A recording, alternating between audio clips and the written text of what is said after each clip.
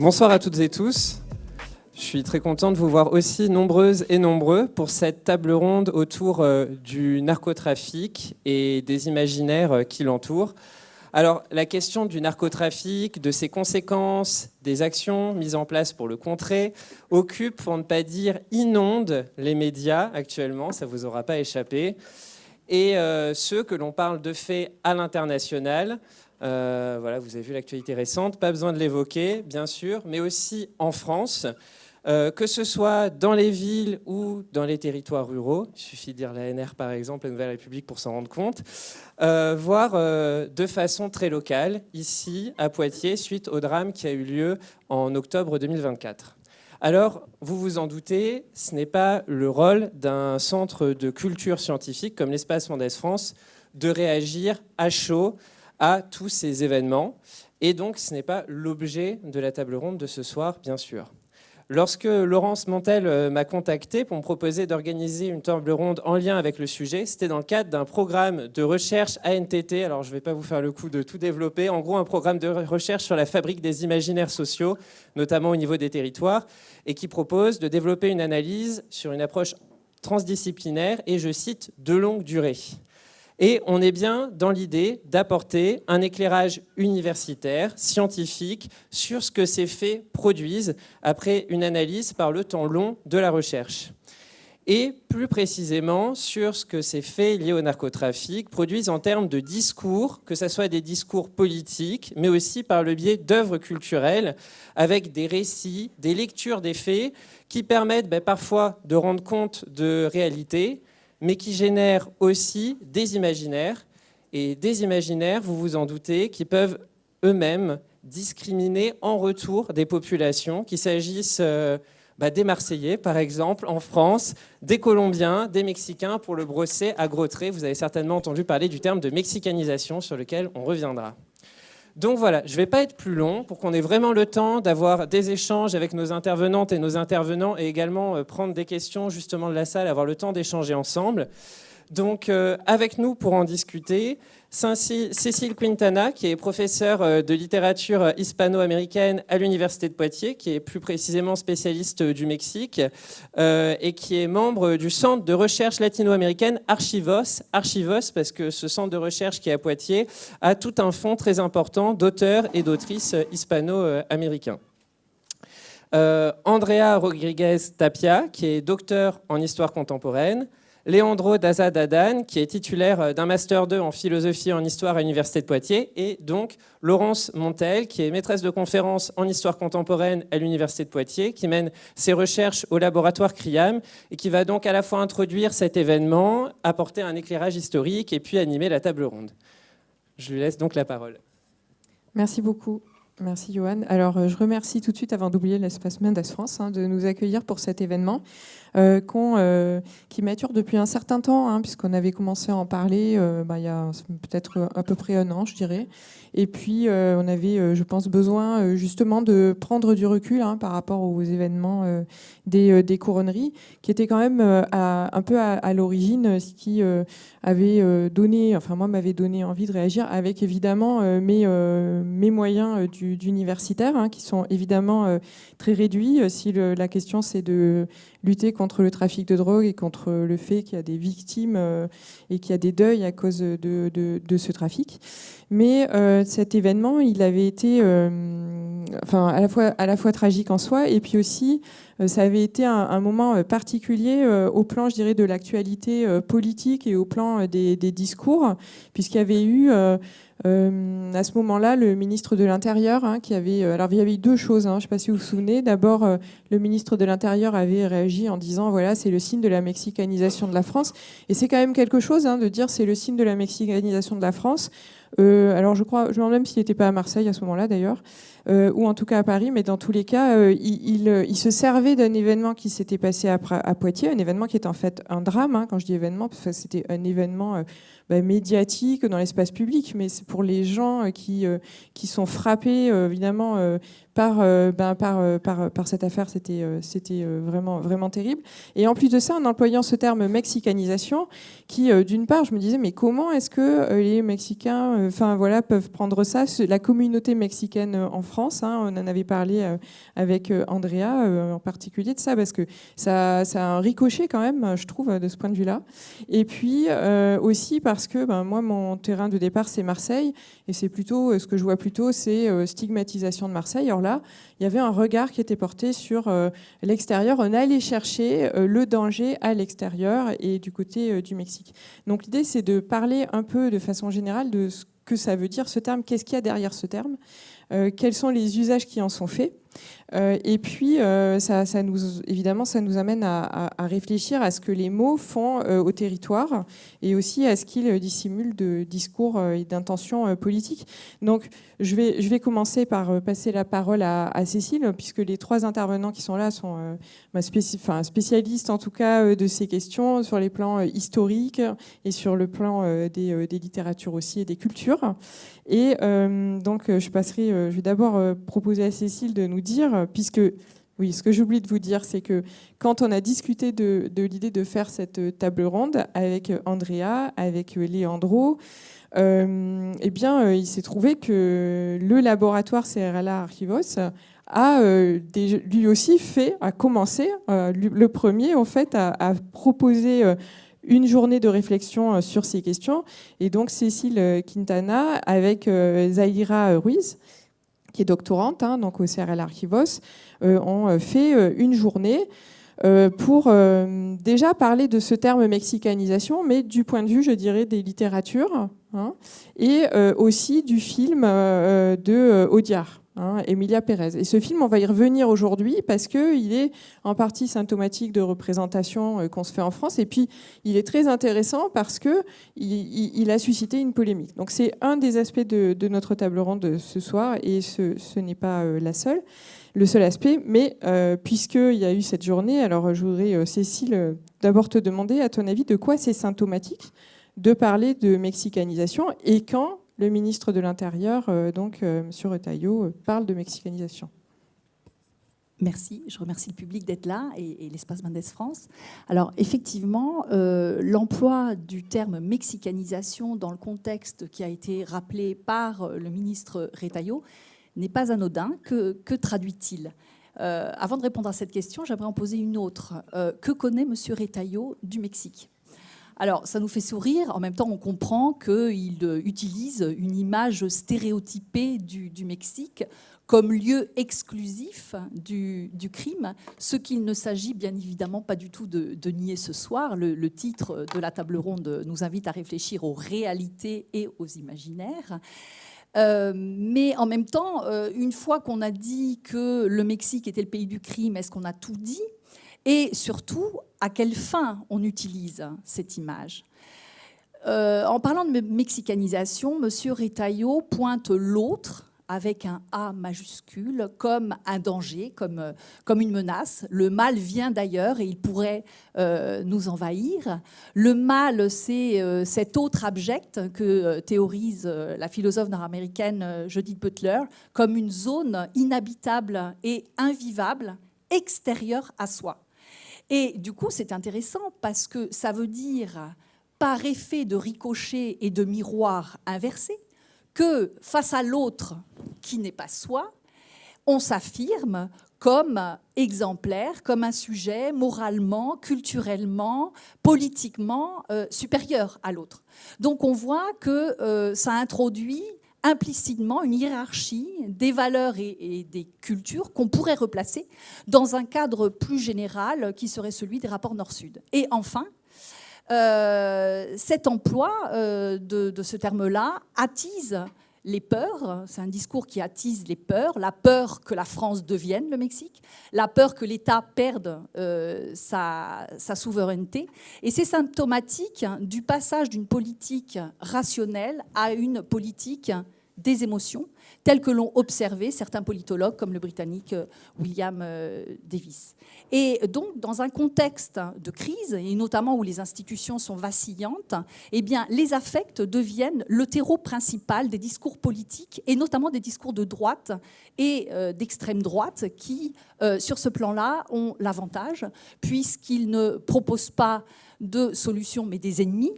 Ils n'en appellent pas à la raison, mais au ressentiment. Et généralement justifie un durcissement des politiques sécuritaires.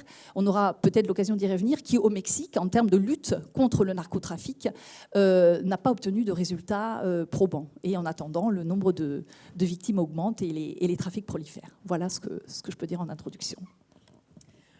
Donc merci, évidemment, merci d'avoir aussi remercié le public. Je suis pas... voilà, j'aurais dû le faire. Alors, je reviens donc à cette table ronde. C'est vrai qu'on a souhaité l'intituler réalité sociale et imaginaire collectif pour ne pas être seulement dans les imaginaires collectifs, parce qu'on ne voudrait pas donner l'impression que les imaginaires n'ont aucun rapport avec le réel et qu'il pourrait y avoir des imaginaires comme ça sans en quelque sorte réalité. Alors ces réalités, elles sont mesurables et c'est vrai que elles sont d'autant plus mesurées, j'ai envie de dire, qu'on se sert de cette question du narcotrafic, qu'elle inquiète et que donc on va faire des enquêtes, on va demander à des universitaires de faire des enquêtes. Et donc on produit des chiffres qui montrent qu'il y a une réalité d'augmentation des consommations de drogue en France. Et c'est face à cette situation qu'il y a aussi, du fait de cette situation, qu'on utilise ces termes-là. Alors, ce qu'on souhaitait aussi rappeler, c'est que cette situation actuelle, elle ne vient pas de nulle part et qu'il y a une histoire, qu'il y a des historiens qui travaillent sur les trafics de drogue à l'échelle dans les différents pays ou bien à l'échelle globale. Et là, je propose à Léandro, si tu veux bien, de nous faire un petit... si tu veux bien intervenir sur cette question, qu'est-ce qu'on peut dire en fait de cette histoire longue sur le long terme? Merci. Bonsoir à toutes et à tous. Merci à l'Espace Mendes France et à Laurence de m'avoir invité. En effet, les drogues circulent dans le monde depuis des siècles. Je ne vais pas citer tous les exemples parce qu'on passerait des heures et des heures, mais ce qui me semble le plus important, c'est parler du 19e siècle. Surtout parce que c'est à ces moments-là où je pense qu'il y a un basculement vers une espèce de violence, des trafics, des réseaux illégaux qui se créent.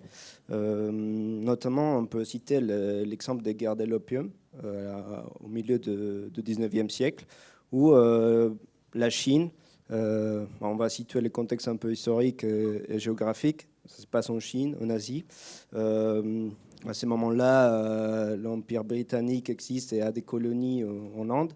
Et du coup, l'Empire britannique a un marché très important sur l'opium et fait des échanges très, très importants aussi avec la Chine. Mais la Chine, l'empereur à ce moment-là, veut interdire la consommation d'opium et du coup, il veut arrêter les marchés avec les Britanniques. C'est qui couperait vraiment les intérêts des Britanniques de la Compagnie des Indes orientales à cette époque-là. Donc les Britanniques font la guerre aux Chinois, les obligent un peu à continuer à faire ces échanges avec eux, ce qui se représente un peu par ces échanges violents dont je parlais tout à l'heure. Après, ces conflits au début du XXe siècle génèrent un peu les premières conférences, conventions et traités pour contrôler les trafics des drogues.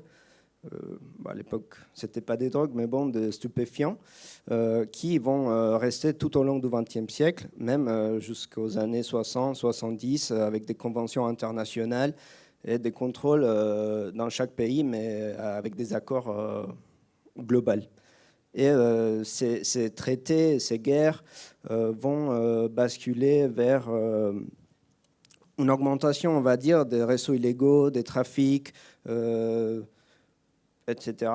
On y reviendra. Mais le plus important, c'est un peu ce que je voulais parler, c'est plutôt du XXe siècle et des histoires qui nous interpellent de manière très proche. Moi-même étant colombien et Andrea étant mexicaine, puisque aux années 80, il y a la création du mot narcotrafic.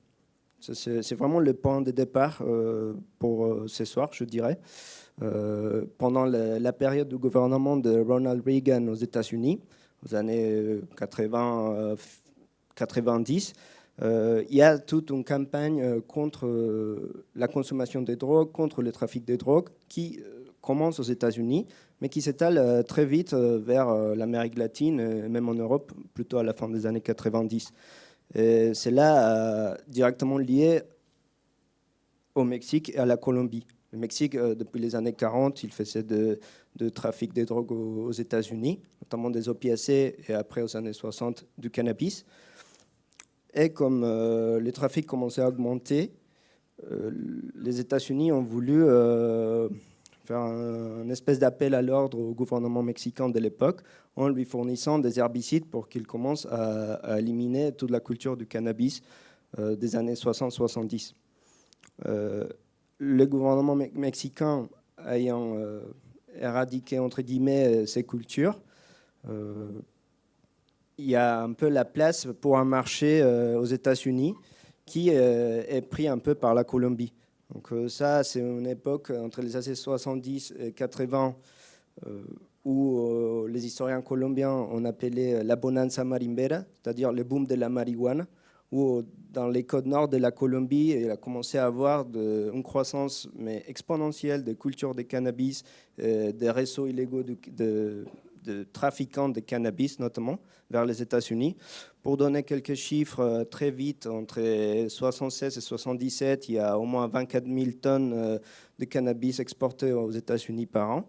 Et après, en 1978, il y a une saisie d'un bateau qui a mené 53 tonnes vers les États-Unis, notamment la péninsule de la Floride. Et ces marchés est arrivé jusqu'à la fin des années 70, parce qu'après, également, comme ça s'était passé au Mexique, en Colombie, les gouvernements aussi ont reçu de l'aide des gouvernements américains et a utilisé des herbicides pour éradiquer les cultures. Également, il y a là j'ai mis un peu des exemples, des brûlures de cultures, et on parle beaucoup d'une espèce de guerre, puisque ces narcotrafiquants, qui à l'époque n'étaient pas appelés narcotrafiquants, mais marimberos, puisque marimba c'était le nom de la marijuana au nord de la Colombie, commencent à plutôt viennent des milieux un peu, on va dire, populaires, même pauvres. Et tout d'un coup, ils se voient avec beaucoup d'argent, ils commencent à acheter des voitures, même à importer des voitures, à construire, acheter des grands terrains et construire des grandes maisons dans des zones qui étaient complètement désertes, puisque le nord de la Colombie, c'est vraiment la côte vers les Caraïbes, donc c'est vraiment très désert. Et donc, ça a commencé à réveiller un peu la jalousie et des envies ou des volontés de monopoliser les marchés. Et c'est là a commencé à engendrer également les premières vendettas, les premières violences, les premiers massacres pour monopoliser ces marchés. Et puis, aux années 80, une fois que la marijuana avait été un peu éradiquée par ces brûlures, cet herbicide, etc., des lois aussi du gouvernement colombien qui avait militarisé toute la zone nord de la Colombie, il y a un basculement un peu vers les marchés de la cocaïne, qui est un produit beaucoup plus facile à transporter et qui rapporte beaucoup plus d'argent que les cannabis. Il y a des historiens qui disent qu'en fait, une tonne de cocaïne rapportait ce qui rapportait avant 2 bateaux de cannabis. Donc ça, ça s'explique, on va dire. Et après, on va avoir des figures que vous connaissez certainement, comme Pablo Escobar, d'autres cartels, les cartels de Cali, les cartels de Bogota, etc., qui ont des liens directement avec des cartels ou les débuts des cartels au Mexique aux années 80 également. Puis à la fin des années 80, on va voir aussi un basculement vers un marché plus européen, parce que les mesures aux États-Unis étaient plus violentes, on va dire, et qui poussent aux aux narcotrafiquants à chercher un autre marché qui rapporte plus et qui soit un peu, entre guillemets, moins dangereux. Il y a aussi la mort de Pablo Escobar en 1993, donc du coup ça crée une espèce de rupture entre le marché colombien et le marché mexicain, et il faut que les Mexicains trouvent d'autres acheteurs, on va dire. Merci. En fait, ce qui est super intéressant avec ces questions, c'est que on voit bien que pour travailler quand on travaille sur le trafic de drogue ou sur ces trafics internationaux, rien que le terme trafic, évidemment, ça nous met dans quelque chose qui est une histoire de la criminalité, mais en fait, quand on enlève cette grille d'analyse, hein, on est dans des circulations internationales de produits dont on décide qu'à un moment donné, ces produits, on n'a pas le droit de les commercer librement. Mais dès lors qu'il y a des organisations internationales comme la Société des Nations puis l'ONU qui s'évertuent à mettre en place des quotas, des contrôles, à pousser évidemment les États à accepter d'être dans cette politique globale, ben, ça crée des marchés illégaux qui évidemment permettent à des groupes criminels de monter en puissance. Mais ce qui est très intéressant dans ce que tu montres, c'est ce que tu nous as dit, quoi, c'est que on voit bien comment les dynamiques, il y a comme une géopolitique, quoi, assez complexe, qui est aussi une question d'opportunité, hein, pour des groupes venus de certains pays par rapport aux autres en fonction des relations internationales. Alors là, c'est une première manière, voilà, de se dire pourquoi mexicanisation. Il y a une histoire, hein, de ce trafic de drogue à l'échelle globale, une histoire en Amérique latine, mais le fait qu'en France, on emploie le terme mexicanisation, ça renvoie aussi à un autre registre, qui est le registre des relations entre la France et le Mexique. C'est-à-dire, ça dit quelque chose aussi de ces relations-là. Et ces relations-là, elles sont elles aussi inscrites dans l'histoire. Donc, je passe la parole à Andrea. Merci Laurence. Et bonsoir à toutes et tous. Et merci l'Espace Mendes France aussi pour l'opportunité. Bon, oui. On peut dire que dans la première moitié du 19e siècle, les relations entre la France et le Mexique sont marquées par l'instabilité politique, non? Et surtout l'instabilité politique mexicaine, et par des tensions diplomatiques et économiques, non? Après l'indépendance du Mexique en 1821, la France reconnaît progressivement le nouvel État, et cherche à développer les liens commerciaux. Et au Mexique, il y avait beaucoup de... la France se sentait attirée pour les opportunités économiques et l'ouverture du marché mexicain. Et on peut dire que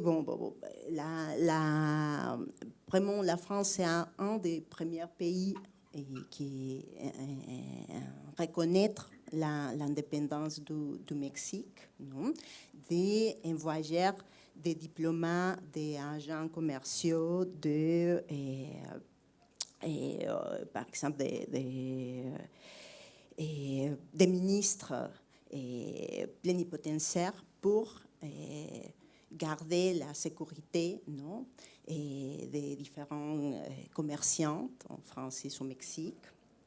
Et on peut dire que dans le 19e siècle, ces relations se détériorent à cause, non, de certains conflits liés aux intérêts ressortissants français installés au Mexique, non? Et à cause aussi de la revendication financière de la France. Et cette tension culmine avec les passages très connus, non? Avec la guerre du pâtissier en 1838, non? Cette première intervention armée française au Mexique, et qui déclenche officiellement pour obtenir une réparation des dommages subis par des citoyens français. Et à la fin, les conflits se terminent avec une victoire diplomatique française, non? Et pour le paiement des indemnités par le Mexique. peut dire que malgré cet épisode, la France conserve une forte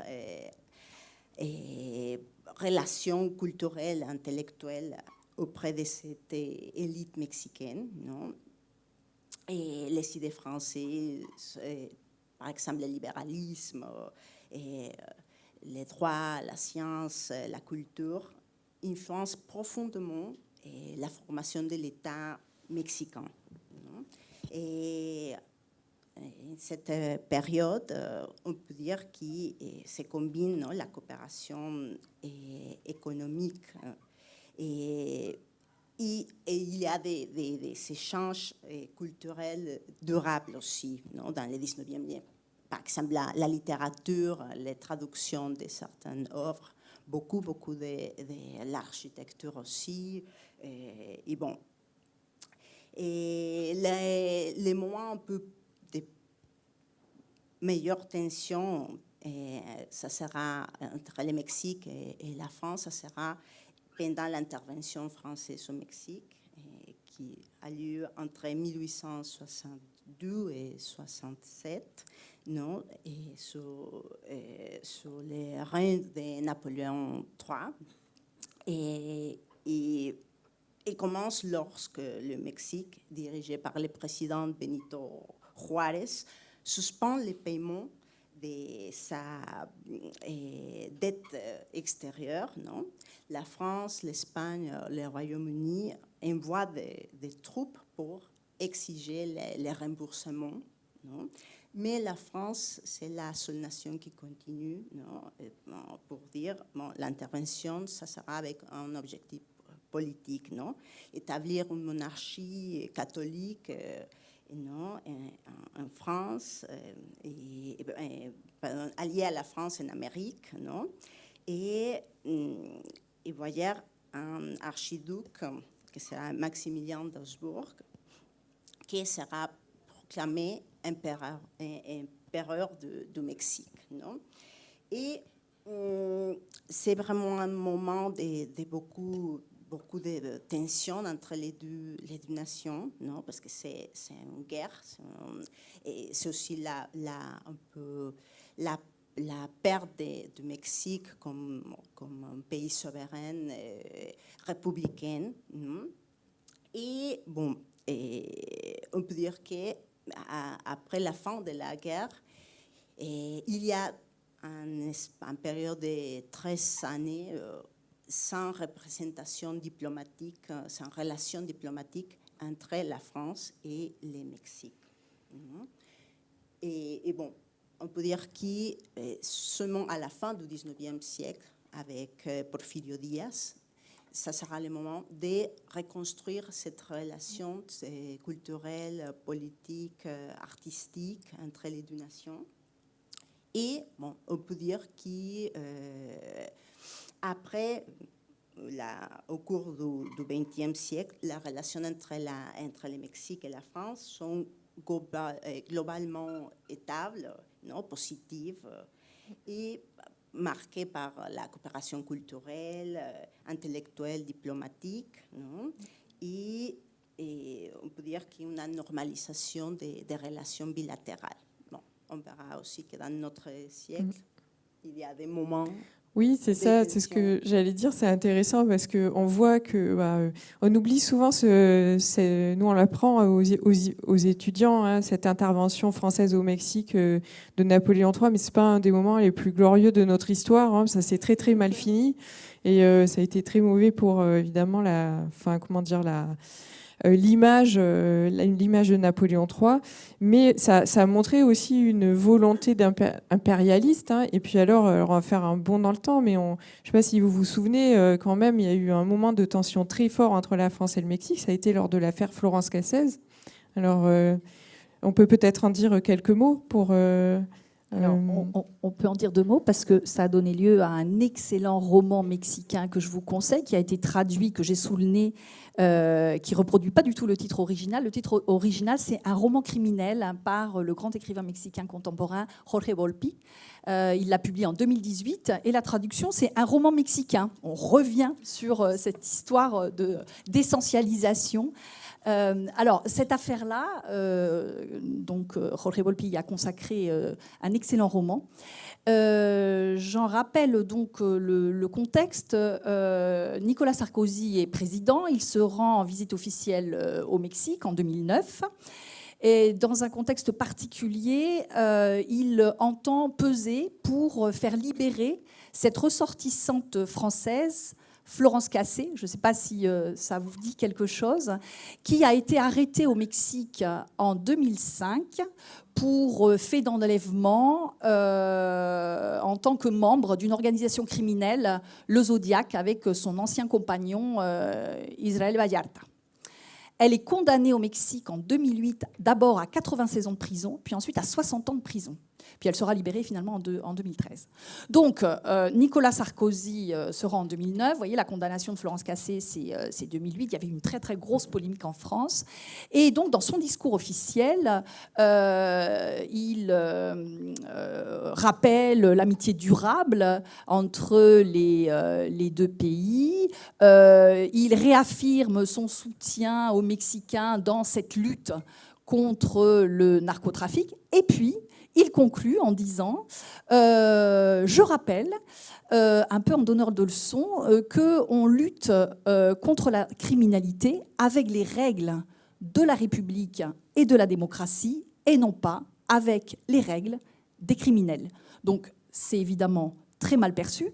Ça nous renvoie à ce que je disais un petit peu tout à l'heure sur Retailleau, c'est-à-dire que c'est aussi une façon, en tant que président, d'incarner une France exemplaire en termes de démocratie, de probité, d'incorruptibilité. Alors, c'est quand même assez cocasse quand on sait que depuis, n'est-ce pas, monsieur Nicolas Sarkozy a été mis en examen, condamné et incarcéré pour financement illicite de sa campagne en 2007 et pour association de malfaiteurs, entre autres chefs d'inculpation, parce que la liste est longue. Et puis, ça va donner une crise diplomatique, parce que sur le calendrier diplomatique était prévu en 2011 l'année du Mexique en France.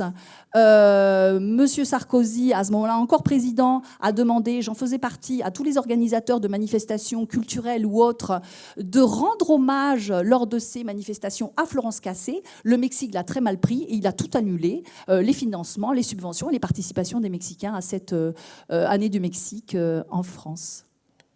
Ah oui, donc ce terme mexicanisation, il s'inscrit en fait dans des relations qui ne sont pas toujours au beau fixe, j'ai envie de dire, entre les deux États.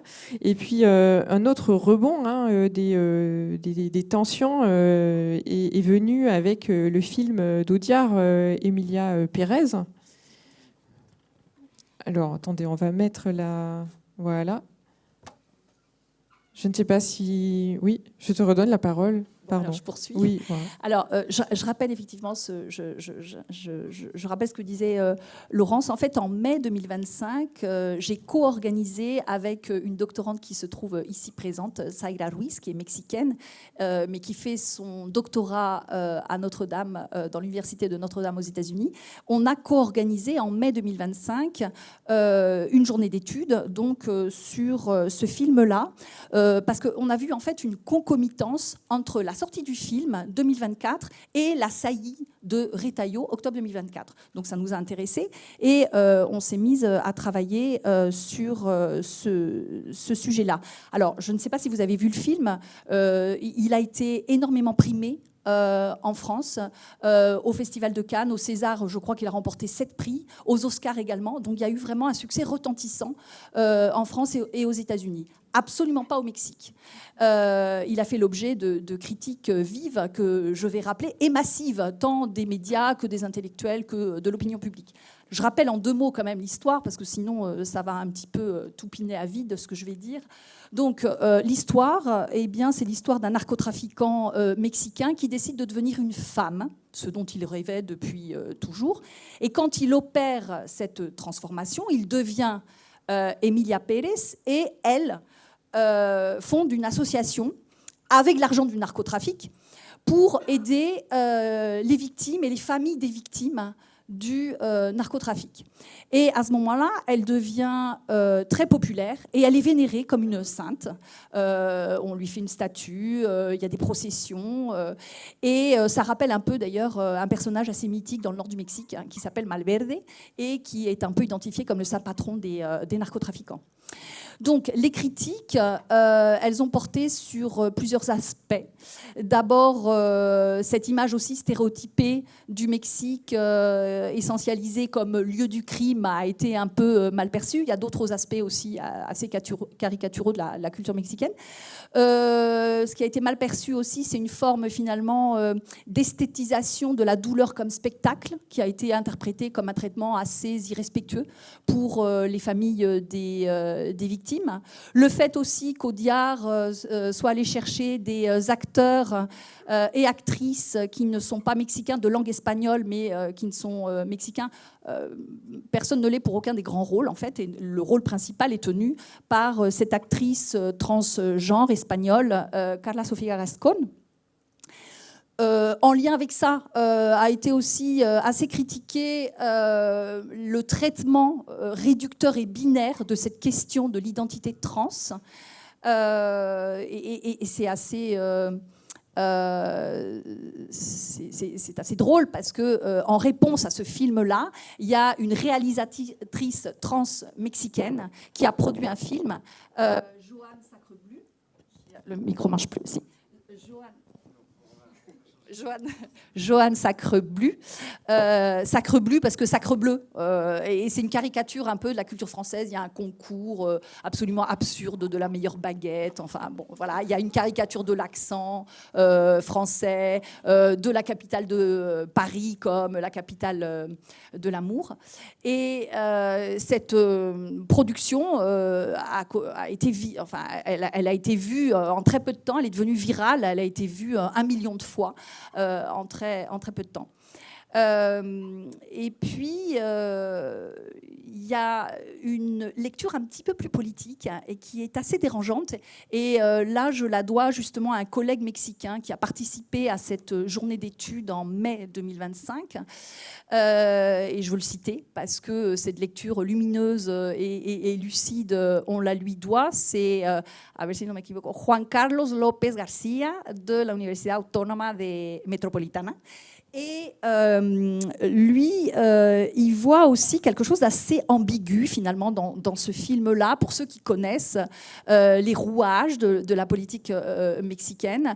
C'est-à-dire qu'ici, on a un individu qui rend justice, qui se présente comme justicier et sauveur avec l'argent du narcotrafic. Donc c'est une justice aussi affective et populaire, et c'est pas une justice rendue collectivement par les institutions, par les structures de l'État. Donc il y a quelque chose assez dérangeant dans cette proposition, parce que finalement il est encensé, elle est vénérée comme une sainte. Il y a une adhésion populaire aussi à cette figure de sauveur et de justicier, enrichie par l'argent du narcotrafic. Et puis la dernière critique, je trouve très juste, c'est que Emilia Pérez, finalement, ce personnage trans serait la métaphore d'un État trans au Mexique, c'est-à-dire qui n'a pas complètement disparu, mais qui n'est pas là au sens où il ne protège plus les citoyens. Le droit à la vie, il est inscrit dans la Constitution mexicaine. Je rappelle quand même, depuis 2006, 500 000 morts par homicide au Mexique, 55 000 disparus et des centaines de milliers de déplacés. Et donc c'est un État qui est défaillant dans ses institutions, elles sont vacillantes. C'est un État qui occupe une sorte de zone grise et donc qui rappelle une sorte d'identité trans, c'est-à-dire au-delà de ce que devrait représenter, par-delà ce que devrait représenter l'État. Donc en gros, ce film, on peut le resituer dans un système de représentation plus générale qui codifie les affects politiques à un moment où l'Europe connaît une crise avec une recrudescence de la violence, des inégalités et des tensions identitaires. Donc voilà une synthèse de ce qu'on pourrait opposer comme critique et du coup qui justifie aussi cette polémique et cette lecture mexicaine par-delà l'Atlantique. Donc, merci pour cette mise au point. Et donc, vous voyez qu'il y a toutes ces façons diverses en fait d'envisager le Mexique et le rapport entre cette importance de la drogue au Mexique. Alors, ce qui est frappant aussi dans ce film, c'est que en fait, il fait penser à tout un ensemble d'imaginaires culturels qui se déploient sur la pensée des marges, sur la pensée aussi de ce qu'en histoire on travaille aussi comme étant les bas-fonds. Mais ce qui est particulier, c'est que c'est un imaginaire de quelqu'un qui est allé penser des bas-fonds d'un pays étranger. Donc il y a un problème aussi de d'où on parle, de qui parle. Mais cette façon de penser les marges de manière un peu ambivalente finalement, avec d'un côté le fait que ce sont des espaces peut-être comment dire, où tout un ensemble de verrous sociaux, culturels peuvent sauter, quoi, parce que les règles qui sont les règles qui sont valables dans les sociétés, enfin les règles du droit ne valent plus puisqu'on est dans des espaces un peu où c'est plus de l'illégalité au fond qui prévaut. C'est quelque chose que les sociétés de façon générale pensent sur elles-mêmes. Et ce qu'on voudrait faire à présent dans cette table ronde, c'est en venir peut-être à tout cet imaginaire des narcos qui est là aussi, en lien avec ces réalités, je dirais, du trafic de drogue au Mexique, et qui sont des imaginaires un peu globaux désormais, avec le succès, par exemple, des séries que l'on connaît. Et dire aussi, peut-être, après je passe la parole, un peu comme vous souhaitez intervenir sur ces questions, Leandro, Andrea ou Cécile de nouveau, voir aussi que derrière ces récits, derrière ces fictions sous des formes multiples, il y a quand même très souvent des idéologies plus ou moins, on va dire, complexes ou plus ou moins faciles à voir aussi, parfois très dissimulées, mais qui souvent portent sur le politique, quoi.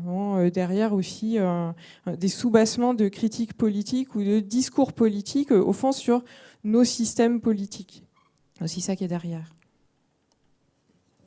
Donc, la diapo, oui. Voilà, celle-ci ou une après? Ah, je suis dans le mauvais sens, excusez-moi.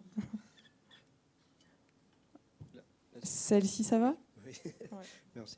Je voulais juste revenir un peu sur la question de la défaillance de l'État, parce que même depuis les années 70 en Colombie, on voit un peu ces problèmes-là avec les marimbels dont je parlais avant, le trafiquant de marijuana, ou même avec les narcos aux années 80. Là, pour le coup, je pris la figure de Pablo Escobar, parce qu'ils étaient perçus aussi comme des héros, comme des dieux.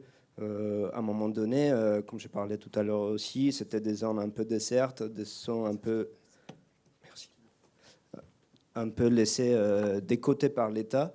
Et ces gens-là, ils créaient un peu de l'emploi. Il y a des chiffres aux années 70, pendant le boom de la marijuana en Colombie, où à un moment donné, il y avait au moins 5000 personnes qui travaillaient et qui étaient dans le trafic, dans la production, dans la distribution et dans la vente. Donc on voit que vraiment, d'une certaine manière, bien évidemment pas très légal, mais ça créait de l'emploi.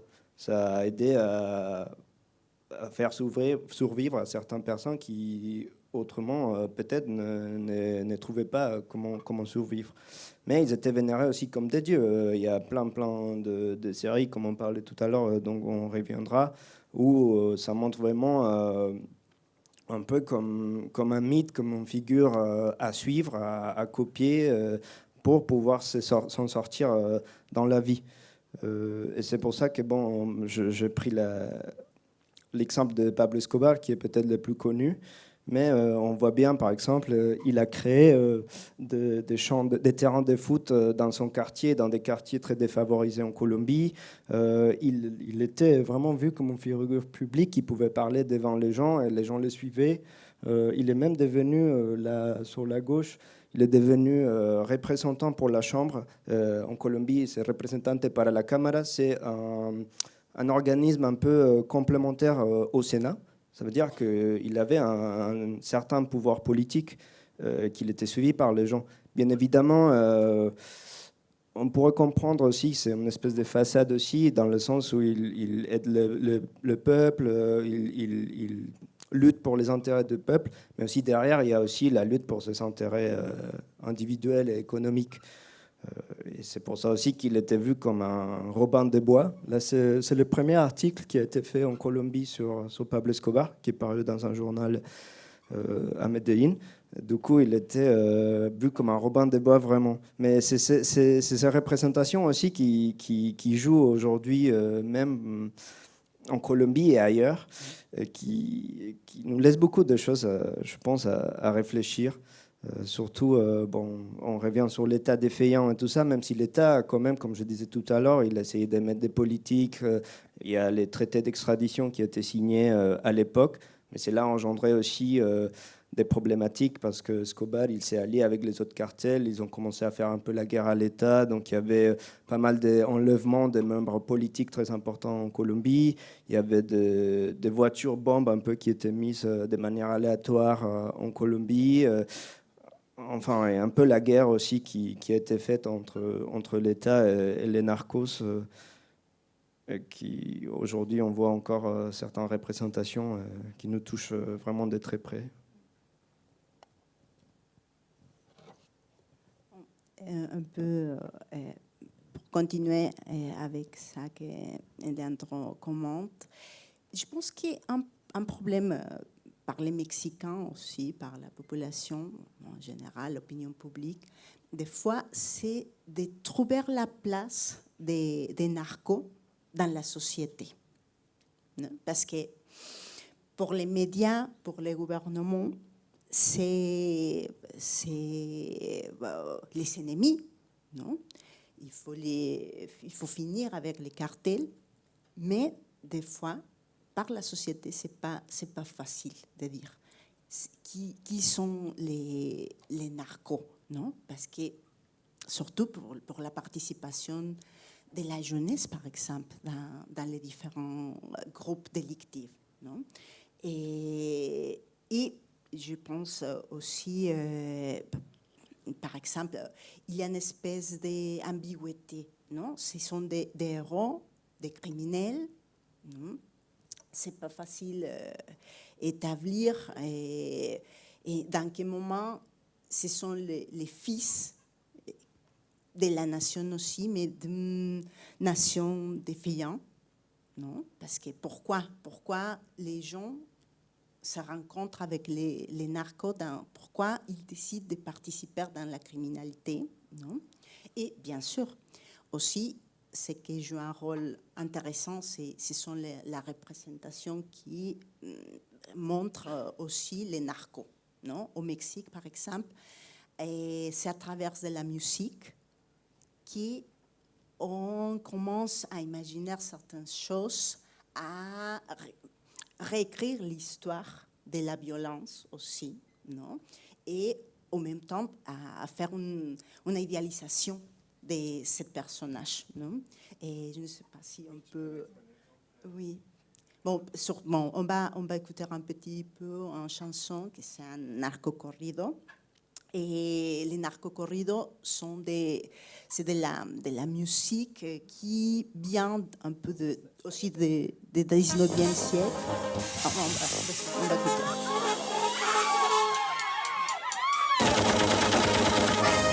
Chapo, que no sea bravo, así lo dice el refrán. Otra vez se ha comprobado con el Chapito Guzmán, que pasó por Puente Grande. ¡Y arriba Culiacán a la verga! Porque iba pa' Culiacán. La gente de Sinaloa anota su primer gol a la nueva presidencia del señor Vicente Fox. No se les hizo a los gringos hacerles la extradición. Dale, va Junior. La fuga estaba planeada sin riesgo de fracasar.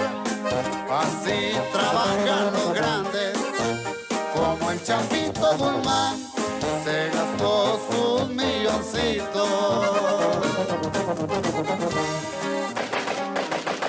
Pero ya está en libertad. Merci. Bon, c'est une chanson qui parle de la fuite du Chapo. Et bon, Escobar, El Chapo, et Manitas, Emilia Pérez, non? Ce sont des héros, des fois, mais en même temps qui représentent non, toute la criminalité. Bon. Et seulement pour finir un peu avec ce type de musique, vraiment, on l'écoute et on dit, oh, mais ça attire à qui, non? C'est une musique un peu agressive, un peu, mais non, au Mexique, on écoute ça dans plusieurs lieux, à la radio. Maintenant, il y a une espèce de censure, d'interdiction pour ce type de musique, parce que des fois, c'est l'apologie de la violence, non? Mais c'est une partie aussi de la culture populaire. Non? Là, on est dans plusieurs registres, hein, mais donc ça, c'est un peu le registre de la récupération, en partie aussi par, j'allais dire, par le marché hein, de cette culture ici, mais qui montre toute l'ambivalence. Et c'est la même chose avec les séries, hein, donc sur les narcos qui ont tant de succès sur les plateformes, hein, par exemple Narcos, Pablo Escobar. Je ne sais pas si tu veux dire quelque chose, Léon? Juste de petits mots. Petits mots. Déjà, c'est des séries qui sont diffusées par des plateformes auxquelles tout le monde a accès, entre guillemets. On peut mettre des nuances dans mes propos, mais qui sont diffusées un peu globalement. Mais il n'y a pas que ça. En Colombie, depuis les années 2000, au moins, j'ai retrouvé au moins 10-15 séries qui reviennent un peu sur le même sujet d'Escobar, des narcos, des différents têtes des cartels, des représentations des cartels qui ne mentionnent pas directement un cartel ou un personnage, mais qui reviennent tout le temps sur le même sujet, on va dire. Et donc, il n'y a pas seulement la représentation qui est faite de la Colombie à l'extérieur, cette un peu stigmatisation de la Colombie, mais c'est comme si, à l'intérieur de la Colombie aussi, on revient sur le même sujet. On a du mal à nous voir nous-mêmes un peu de manière différente. Et déjà, quelque chose que j'ai vu aujourd'hui, il y a la représentation extérieure de la Colombie un peu, où on voit, dans la série Narcos, je veux dire, on voit l'affiche un peu avec la cocaïne sur Escobar, etc. D'ailleurs, je vais changer un peu de sujet, ça m'a fait penser à l'intervention de Cécile, que du coup, sur Narcos, il n'y a pas d'acteurs colombiens, c'est des Brésiliens. Non, sur Narcos, pardon. Ouais. C'est un peu comme les cas d'Emilia Pérez, je veux dire. Alors qu'évidemment, sur la série Pablo Escobar, El Patron del Mal, là, c'est une série produite par la Colombie, par des Colombiens pour des Colombiens, on va dire, même si maintenant c'est diffusé sur Netflix aussi. Mais déjà, sur l'affiche, que je reviens, il y a la cocaïne d'un côté, donc c'est un peu la vision extérieure de la Colombie liée fortement à la drogue. Mais si vous voyez l'affiche colombienne, en fait, c'est l'argent. C'est l'argent qui est représenté. Ça veut dire, je reviens sur mes propos de tout à l'heure, c'est 1 euro. C'est quelqu'un qui a su s'en sortir. C'est quelqu'un qui a su faire ses affaires et qui a une tête d'entrepreneur, en fait, au final. Même si elle a un peu une tête de méchant également, mais c'est vraiment la vision d'un entrepreneur, d'un banquier, on va dire. Donc ça, c'est des représentations très, très fortes. Comme je disais tout à l'heure, desquelles on a très très mal à s'en sortir. Juste un dernier mot, je mets au milieu, parce qu'en plus de un peu cette narco-culture, on va dire narco-feuilleton, parce que c'est plutôt des feuilletons en Colombie, il y a aussi au milieu ce qu'on appelle du narcotourisme. En fait, c'est des souvenirs de la Colombie. Quand vous allez en Colombie, c'est ça que vous pouvez acheter. C'est très dur, c'est très fort, mais c'est comme ça, parce que ça vend, parce que les gens ont envie de voir ça. D'ailleurs, si je reviens aussi, la maison de Pablo Escobar, je ne sais pas si je peux revenir. Voilà, c'est juste en bas là, l'Hacienda Nápoles, c'est la maison qu'il s'est construite un peu en banlieue de Medellín, qui est devenue un zoo, parce qu'il a importé des éléphants, des girafes, des hippopotames, un peu des animaux qui n'appartiennent pas à la Colombie, et qui, après sa mort, devient un zoo, un parc d'attractions. Les gens peuvent aller la visiter, peuvent voir sa maison, peuvent voir ses animaux. Et là, on voit tout à l'entrée le premier avion qu'il a réussi à faire sortir de la Colombie et atterrir aux États-Unis. Son premier grand business, on va dire.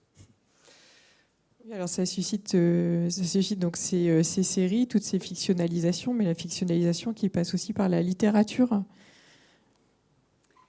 Alors, la littérature en 2 mots, parce que je crois qu'on arrive à la fin. Donc, effectivement, on a ce qu'on appelle la narcolittérature, narcoliteratura, au Mexique. Alors, c'est une littérature qui est enracinée dans l'univers du narcotrafic, mais sans apologie.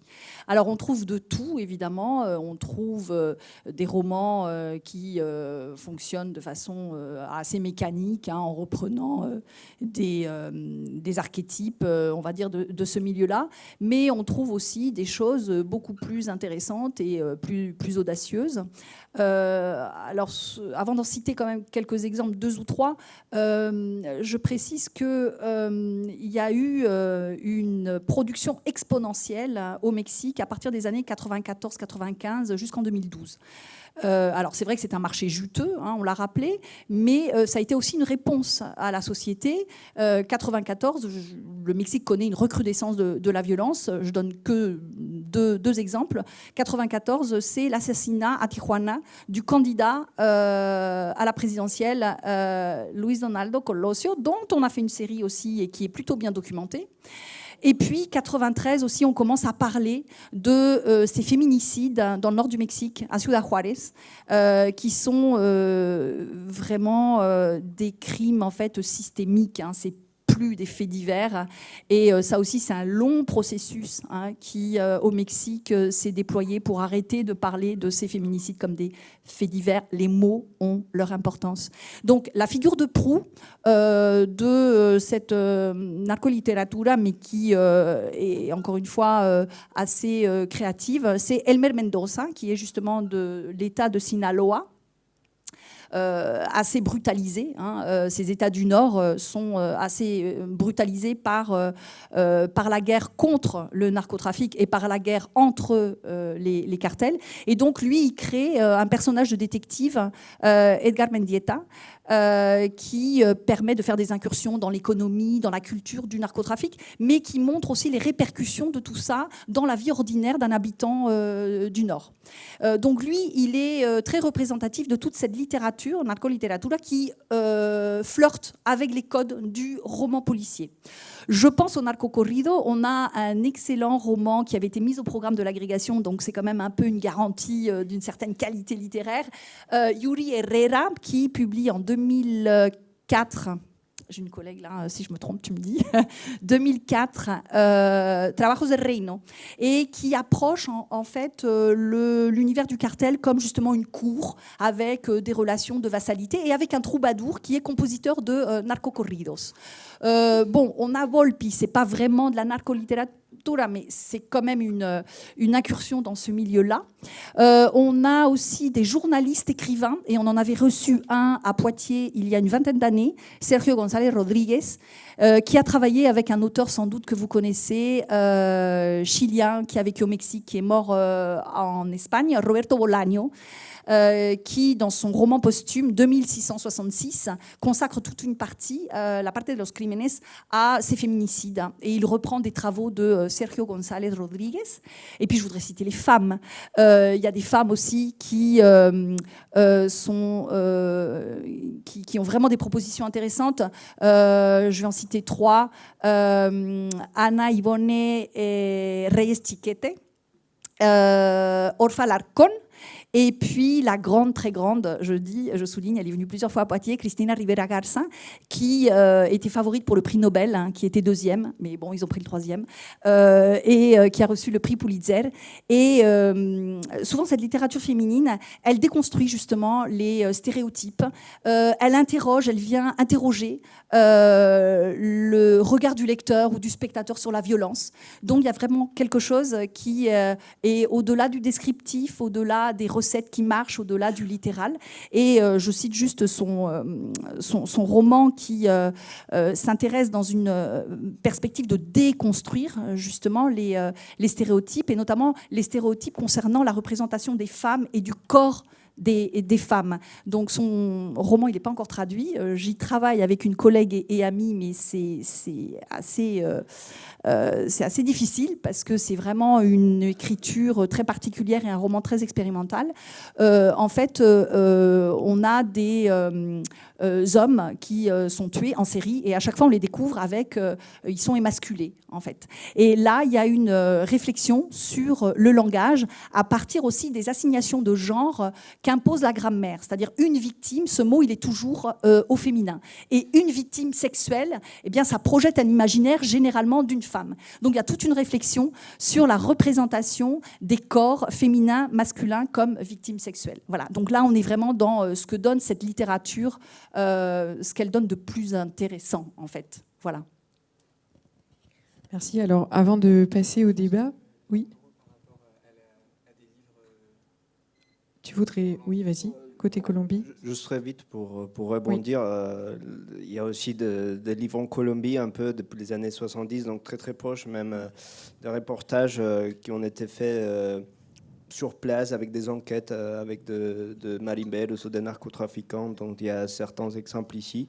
Et juste un petit dernier film qui est sorti assez récemment, en 2018, qui est Pájaros de Verano, qui raconte un peu l'histoire de la bonanza marimbera en Colombie, juste pour faire un peu le lien avec la littérature au Mexique, la littérature en Colombie, sur toutes ces questions-là. Oui, est-ce qu'on peut revenir sur la première diapo, simplement pour conclure, avant de passer à la discussion, pour dire que, en fait, si on a voulu lier comme ça aussi bien les réalités du trafic de drogue dans l'histoire jusqu'à aujourd'hui, ces imaginaires qu'on trouve dans les différents pays qui circulent, c'est que vous voyez, j'ai mis sur cette première page le résultat d'un sondage qui est... que vous trouvez en bas là, de la diapo, narcotrafic, 71% des Français estiment que le pays est en voie de mexicanisation. Alors, ce sondage, c'est un sondage qui a été commandé par CNews, commandé par CNews à l'Institut CSA. Alors, l'Institut CSA, il est détenu à 30% par le groupe Bolloré quand même. Donc, CNews qui demande un sondage sur la mexicanisation. 71% des Français qui disent oui. Mais enfin, je pense que c'est pas seulement parce que dans les médias, M. Retailleau a dit on est en voie de mexicanisation. En fait, c'est parce que quand on dit mexicanisation, toutes les personnes qui regardent des séries et qui savent ce que c'est que les narcos peuvent répondre ah bah oui, effectivement, faire le lien, mais on est vraiment dans on fait de la politique en surfant sur les émotions et sur les imaginaires qui reposent quand même largement sur des fictions exportées mondialement. Et je voulais terminer là-dessus pour dire que derrière, il y a des projets politiques, c'est-à-dire il y a la volonté de renforcer la lutte contre les trafics. Or ça, on le sait, et ça pourrait être redit un peu plus en discussion, mais quand on harcèle les trafiquants en se posant comme l'autorité, ça accroît les violences en fait sur le terrain, ça accroît les tensions et ça accroît les meurtres. Et c'est quand même quelque chose qui, je dis pas qu'il faut pas réprimer, mais il y a quand même cet effet-là. Mais en tout cas, il y a un usage politique du terme qui est fait aussi à des fins de faire valoir aussi politique, bien sûr, et de trouver des axes de politique intérieure en rassemblant aussi contre des dangereux, on va dire, dangereux épouvantails, ici en l'occurrence, qui serait le Mexique. Je vais pas en dire plus parce que je pense qu'il y a beaucoup à dire. Vous avez vu, on a beaucoup brassé de choses. Et donc, je laisse la parole à la salle. Merci pour votre attention et merci aux intervenants et intervenantes.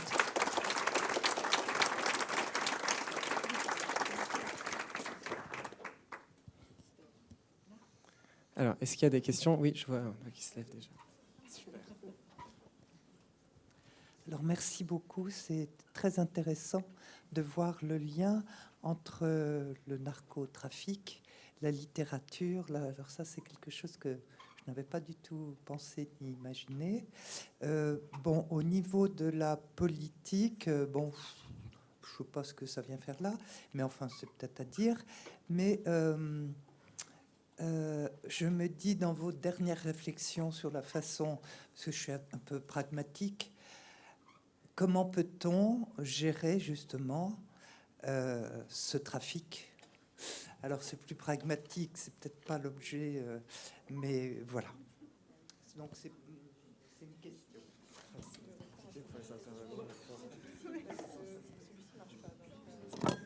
Je ne sais pas si nos intervenants vont se sentir...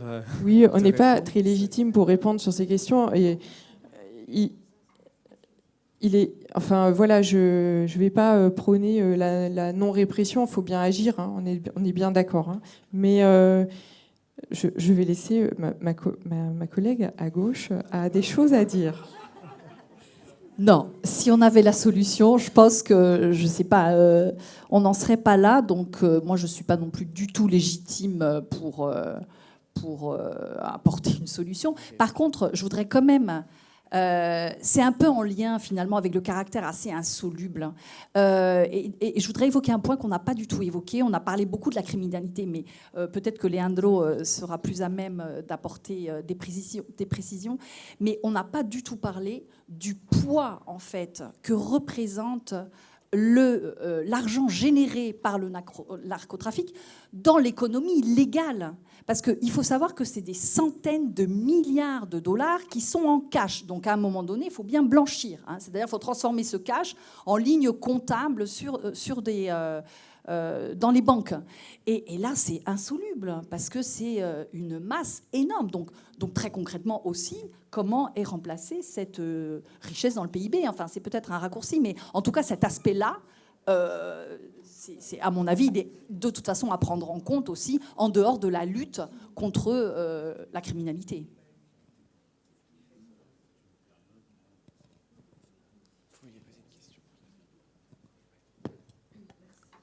Merci. Je voulais revenir un peu sur le début. On avait parlé des réalités et des imaginaires. Et je voulais poser une question à vous trois sur comment vous voyez ce qui se passe quand on bascule sur l'imaginaire. Je pense maintenant à l'intervention qu'il y a eu à Venezuela il y a 2 semaines, je pense, qui a été d'ailleurs soutenu par Emmanuel Macron presque immédiatement. Publiquement, sa première réaction, c'était de la soutenir, et qui s'est fondée sur la suspicion d'une activité de cartel de los soles, une organisation criminelle que la Cour suprême des États-Unis a établie, qui n'existait pas en fait. On n'a pas pu établir l'existence en fait en tant que cartel. Du coup, je pense que ça nous emmène dans une autre page de l'histoire, et je voulais savoir quelle est votre perspective sur ça.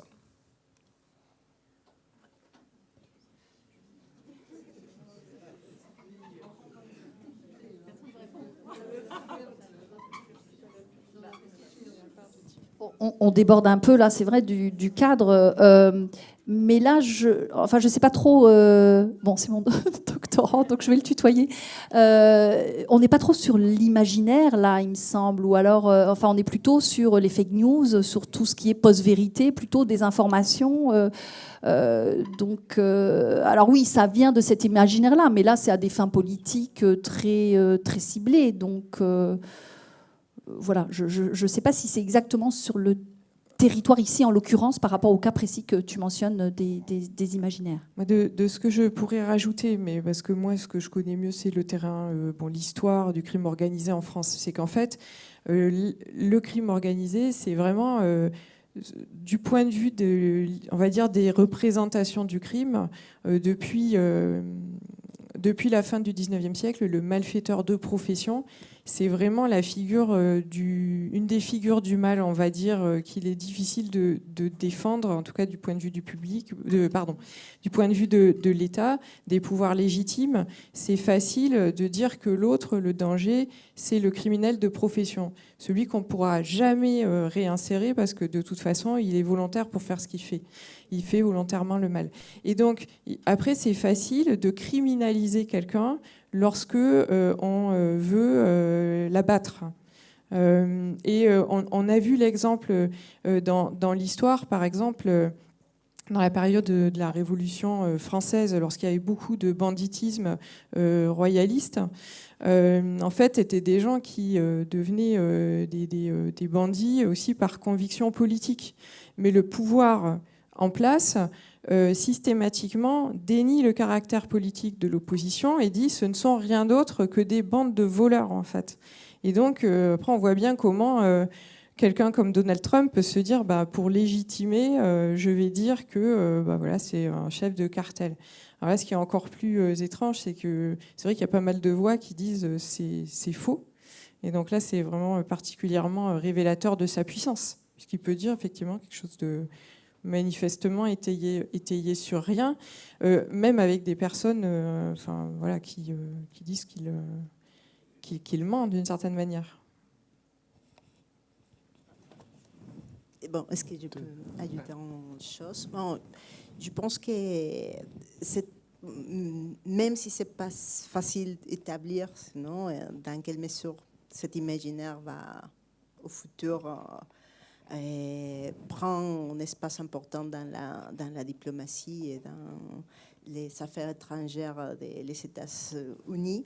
Et je pense que oui, c'est important d'annoncer, de dire, précisément de faire des activités comme aujourd'hui, ce type de débat, pour savoir un peu l'histoire et la relation et bien délimiter certains phénomènes, parce qu'après, avec les médias, les fake news, ça peut être une réalité, non? De dire, si tu as des narcos, si tu as des problèmes de sécurité à ce niveau, bon, ça ouvre l'opportunité de violer la souveraineté d'un pays. Et bon, je pense que il faut être un peu en attendant d'arrêter ce type de situation politique. Non? Oui, je vous passe le micro.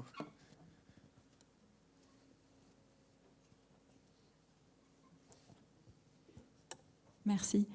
Je pense que pour en revenir aux histoires à cette affaire d'imaginaire, ce qu'a dit Cécile au début en rappelant l'altérité et l'autre, et justement, je pense à un point crucial dans l'histoire globale des narcotrafics, parce qu'à la base, comme l'a rappelé Leandro, les gens qui vont impulser la drogue, c'est les puissances occidentales. La cocaïne s'est fabriquée, enfin à la base c'est un processus chimique, c'est un médicament au départ. On sait tous que les Européens consommaient beaucoup pour soigner un peu tout et n'importe quoi, que Freud était cocaïnomane, enfin bon bref. Et c'est vrai que c'était évidemment dans ce cas-là vu comme une sorte de médicament. Et puis après petit à petit, et c'est peut-être quelque chose qui est intervenu, alors je ne sais pas trop à quel moment du XXe siècle, mais on a expulsé hors des pays occidentaux ce genre de problème, de trafic, de contrebande, alors de narcotrafic, Il y a eu la mafia, le Al Capone, etc. aux États-Unis. Bon, une fois que le problème a été réglé, tout ça a été expulsé, a été altérisé, on l'a projeté sur d'autres pays et principalement des pays des Sud globaux. Donc évidemment, ici, il y a aussi une lecture en termes d'hégémonie nord-sud. Et puis, je pense que c'est vraiment fondamental aujourd'hui, cette association entre criminalité et pays des Sud globaux, alors qu'on répand une consommation dans des pays du Nord. Et la criminalisation, elle est bien partout. Et c'est un système globalisé. Je pense que tant qu'on n'intègre pas ça, on ne peut pas traiter le problème, justement. Donc il y a vraiment à repenser un imaginaire aussi depuis l'Occident et en s'incorporant dans cet imaginaire.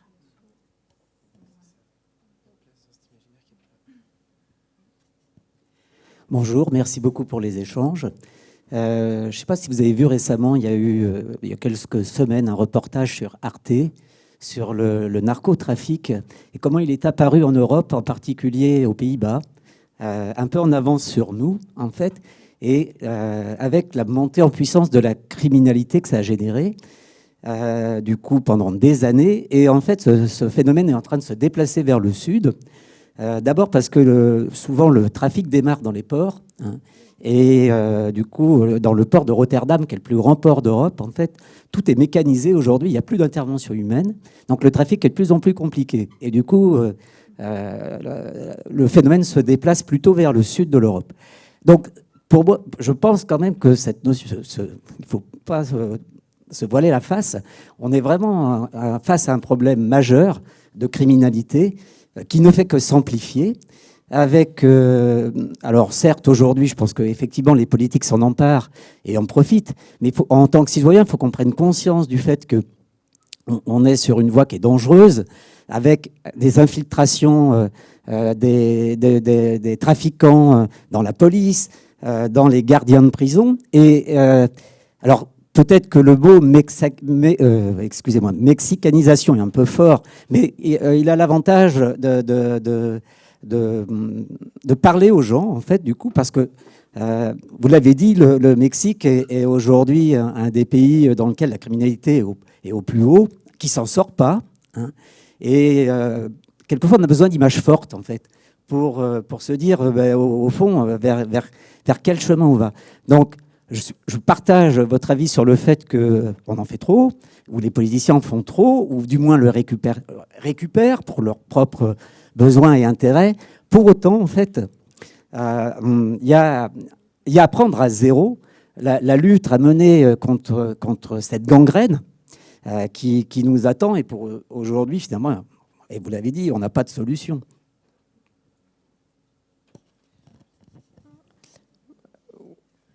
Oui, on peut dire qu'effectivement, si ce terme est utilisé, c'est bien dans cet esprit-là. C'est pour frapper l'opinion. On est d'accord. Hein. Voilà, c'était pas juste pour dire que c'était une invention dans des calculs politiciens. Si c'est l'impression que j'ai donnée, c'est pas ce que je voulais dire. Mais c'est vrai que ça a quand même des effets secondaires en fait. C'est-à-dire, moi je suis marseillaise.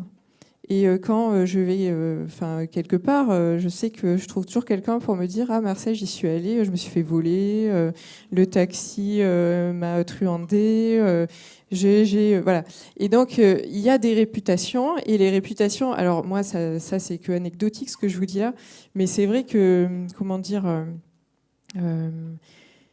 Lorsqu'aujourd'hui vous venez d'un quartier nord de Marseille et que vous déposez des candidatures pour l'embauche, le fait qu'on stigmatise tout le temps les quartiers nord de Marseille, ça va vous nuire, même si vous n'êtes pas pris dans le trafic. Ça, c'est quand même une chose. Donc je pense que c'est aussi pour ça qu'on avait envie de parler de cette question, pour regarder les mécaniques qui sont dans l'usage d'un terme. Mais vous avez raison de dire que c'est instrumental. Évidemment qu'il y a ça, que c'est pour frapper et que certainement c'est efficace. La preuve, ça mobilise 71% des Français qui disent oui, il faut faire quelque chose. Bon, moi je pense qu'il y a j'ai une autre hypothèse, mais je ne sais pas si j'ai raison de la faire, hein, parce que voilà, c'est mon hypothèse à moi. C'est qu'on vit en ce moment une période tellement troublée, avec tellement de divisions internes, même en particulier ça se voit dans notre Parlement, que le narcotrafic, c'est comme si d'un seul coup, je ne sais pas, ça fait quelques années que c'est devenu vraiment un sujet central, mais peut-être même pas quelques années en France. Je ne sais pas depuis quand ça occupe tant d'espace dans les politiques publiques et dans les médias. Moi, je pense que ça met tout le monde d'accord. Tout le monde est là, on trouve un sujet pour être tous d'accord. Alors, c'est pas totalement vrai, parce qu'après, on peut dire il y a ceux qui veulent légaliser le cannabis, il y a ceux qui sont contre, il y a ceux qui veulent qu'on réprime, il y a ceux qui veulent qu'on fasse de la prévention et qu'on remette de la police de proximité. Donc, effectivement, ça crée du débat de société. Mais enfin, quand même, en général, dans les périodes de crise, lutter contre le crime organisé et contre ce type de trafic, c'est quand même quelque chose qui réunit, quoi, plutôt que ce que ça divise. Et là, ça réunit nationalement, parce qu'en plus, le danger, il vient d'ailleurs. Parce qu'il y a eu d'autres périodes dans l'histoire où, puisque moi, ce sur quoi j'ai travaillé, c'est sur la place de Marseille dans la Nation. Il y a des périodes de l'histoire où on va aller... stigmatiser Marseille, parce que c'est le maillon faible de la nation, et que comme on se sent attaqué, c'est en particulier le cas à la veille de la Deuxième Guerre mondiale, la ville elle est placée sous tutelle, l'État reprend le contrôle de la ville, et c'est une façon de se dire on est puissant. Et donc là, ce qui est intéressant, c'est de voir que c'est de l'étranger que vient le danger. Et donc, je sais pas, je pense que c'est Cécile ou peut-être toi qui a dit à un moment donné, c'est peut-être qu'on est dans une autre échelle. C'est aussi peut-être l'Europe face au danger extérieur, peut-être aussi pour ça. Mais c'était aussi de ces mécaniques-là du langage dont on voulait parler, sans ignorer le problème. Hein. Alors, je ne l'ai pas dit parce qu'on avait beaucoup de choses à dire, mais je voulais vous parler d'une enquête qui a été faite par des chercheurs de Lille et qui était une enquête commandée en fait par l'État, hein, avec une estimation des volumes et des valeurs générées par le marché des drogues illicites en France entre 2010 et 2023 et qui montre un marché en expansion de 189%. Alors, ce n'est pas uniquement une enquête faite sur les saisies policières, parce que ça, on pourrait dire on augmente le nombre de policiers mis sur ces questions et ça fait augmenter mécaniquement. Là, c'est plutôt sur les consommations, en fait. C'est à partir d'enquêtes épidémiologiques. Donc, effectivement, un marché en forte expansion, commencé, l'augmentation très forte de la consommation de cocaïne, on en parlait, alors que le cannabis continue de demeurer le premier marché en volume, mais en valeur, évidemment, la cocaïne est bien plus, rémunératrice, hein, et intéressante pour les trafiquants. Et qu'est-ce que je voulais dire d'autre par rapport à ça ? Pardon ? Oui, redonner la parole à la salle. Voilà. Bon, il y a d'autres questions, réactions ? Effectivement. Oui, est-ce qu'il y a d'autres questions ? Bonsoir et merci beaucoup pour la discussion qu'on a eue avec vous aussi avant. J'aurais une petite question. On a parlé notamment de la mexicanisation, du lien avec la drogue. Et je me pose une autre question, c'est qu'est-ce qui fait qu'à un moment, elle arrive politiquement dans le champ en France ? Et je me pose la question on en a parlé parce qu'il y a eu une affaire de drogue aussi à Poitiers, mais dans quelle mesure est-ce que quand on parle de mexicanisation, ça ne vient pas aussi à un moment mettre le doigt sur quelque chose qui, en France, s'est vu par exemple, notamment avec Sarkozy, et qui a été quelque part un peu caché, de rentrer dans l'état même de quelque chose qui était absolument illégal, et une espèce de tranquillité avec ça, mais que de venir dire que c'est une mexicanisation de certains endroits, etc., en fait, c'est venir dire quelque part aussi que c'est quelque chose qui, en vérité, n'existe pas en France. Et j'ai l'impression que de venir dire que c'est au Mexique que ça se passe, alors que c'est clairement en France, et qu'en plus, la question des imaginaires autour de la mexicanisation, elle n'est pas que celle de la drogue, elle est aussi d'un rapport à un pays et notamment un rapport à ce qu'on appellerait un état de droit, c'est-à-dire un état avec des institutions qui fonctionnent et qui est capable aussi de gérer certaines actions illégales. Je me pose donc la question de est-ce que quand la mexicanisation elle est utilisée de cette façon-là, est-ce qu'on parle vraiment de la drogue ou est-ce qu'on peut se dire aussi, à l'échelle plus globale, que politiquement, en vérité, en France, il y a quelque chose qu'on peut pointer du doigt, qui est le fait d'observer qu'en vérité, il y a des rapports qui ont été absolument clairs et qui ont été mis en lumière, notamment avec Sarkozy, de liens entre des grandes mafias et directement l'État. Et quand on dit la mexicanisation, est-ce que c'est pas aussi une façon de venir dire c'est politiquement, en fait, un lien entre l'État de droit et des mafias, non pas forcément que au niveau de la drogue, mais qu'en vérité, ça ne peut pas exister en France. Lorsque Retailleau nous dit que ça vient du Mexique, c'est faire comme si ça ne pouvait pas exister en France, au-delà même de la drogue. Je me pose cette question par rapport à vous. Je sais que c'était lié à la drogue, mais comme on a parlé aussi de l'imaginaire de ce côté-là, voilà, je me posais cette question au niveau vraiment politique. Alors, je crois que le terme mexicanisation, il sert justement à dire on est en train de se mexicaniser et de devenir comme le Mexique. Donc, c'est pas une manière de dire, voilà, c'est quand même, mais ouais, je dirais déjà ça.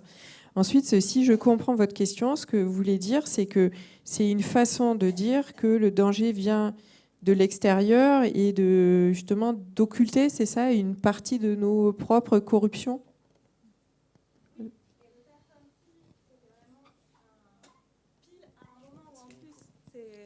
Pile à un moment où c'est mis en lumière sur un gros procès, on vient dire quelque part que on vient implanter dans les imaginaires que ces questions-là, elles peuvent pas être réellement françaises aussi. Même si on dit pas explicitement qu'il y a un lien, mais on vient dire dans l'imaginaire qu'il y a une mexicanisation, qu'il y a un rapport à ça. Et je me posais la question, au-delà même de la drogue, du rapport en fait entre l'État, parce que la question de l'État de droit, elle a été en même temps, elle a été vraiment plus qu'ébranlée quand même.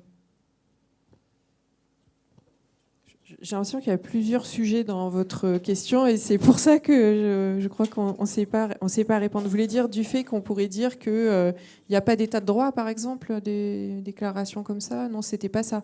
Parce que sinon, le fait que... comment dire, quand il y a des discours politiques et des discours de répression sur la drogue, je ne sais pas si ça va répondre à votre question. En fait, c'est vrai que très souvent, on construit une opposition binaire entre les trafiquants, les méchants, et puis en face, on serait les gentils, que ces trafiquants, méchants, ou que le danger vienne de l'extérieur d'ailleurs, ou de nos quartiers populaires, voilà. Et on ne voit pas qu'il y a une imbrication sociale forte de ces trafics dans nos sociétés, aussi bien parce qu'ils fournissent d'abord des ressources, j'ai envie de dire, ce que vous avez bien dit à propos du Mexique ou de la Colombie, c'est-à-dire que très souvent les trafiquants, et c'est ce que dit aussi beaucoup Amine Kessassi, alors j'avais apporté le livre pour vous le montrer quand même, vous savez, c'est ce militant anti-drogue marseillais dont le frère a été assassiné. Marseille essuie tes larmes, qui est un très très beau récit que je vous conseille de lire.